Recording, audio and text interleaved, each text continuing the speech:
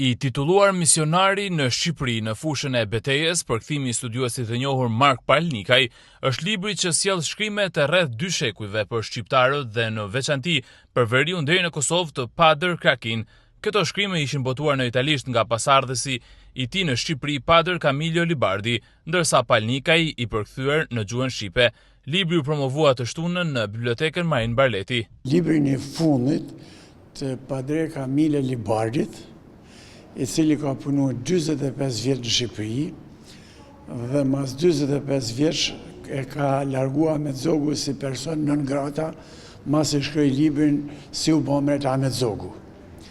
Ai ka qenë miku shumë I sinqertë I shqiptarëve dhe ka shkruar me shumë dashuri dhe me shumë vërtetësi për ngjarjet që kanë ndodhur dhe janë libra historike dhe ka qenë edhe I pamshirshëm me ata që nuk ja kanë dashur të mirën kombit shqiptar. Padër Camillo Libardi si klerik shërbeu kryesisht në Dukagjin e më pas në Shkodër me kryqin e kuq. Ky ka punuar shumicën e kohës në Dukagjin dhe në vitet e fundit ka punuar përgjegjësi I kryqit kuq në Shkodër dhe sipas dokumentave sa I ka vdekur në vitin 1941, ka pas marrëdhënie të jashtëzakonisht mira me gjithë komunitetin katolik, po dhe me komunitetin musliman, edhe ata kanë quajtur frati ynë, se ka pas të ura bunë, se ka pas Selin kryqi kuq në vitin 1920. Ndërsa për shkrimet e Padër Krakin, I cili përket kohës së lidhjes shqiptare të Prizrenit, tashmë janë përkthyes në shqip, Palnikaj thekson rëndësinë historike dhe dokumentare të tyre. Libri im është I 50 dhe I fundit, është monografia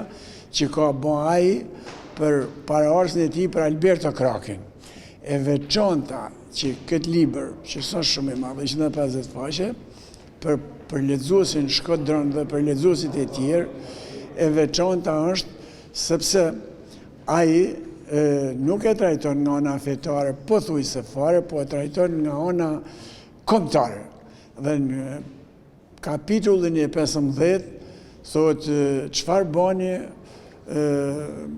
Frati thot për adheun e Skanderbegut.